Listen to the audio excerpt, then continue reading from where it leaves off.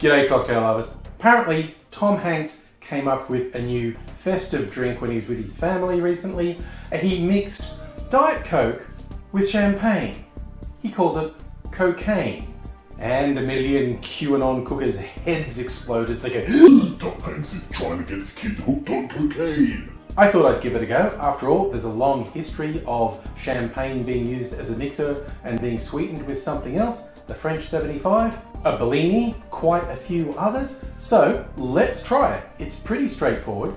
Tall glass, lots of ice. Fill that about 2/3 with your cola. I'm classing it up a bit. Rather than using Diet Coke, I'm using the Fever Tree Distillers Cola, which they've made to be a higher quality mixer with drinks. So I'm giving this drink its best possible chance of being good. You fill the glass about 2/3 with your cola, and then you top it up with your bubbles. And that's your cocaine. What is it like?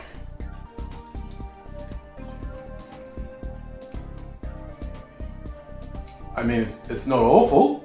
It's a thing, I guess. I use Prosecco. I don't really like sparkling wine of any type. I wasn't going to splash out on champagne for something I was pretty sure I would not be in love with, but look, it's not terrible.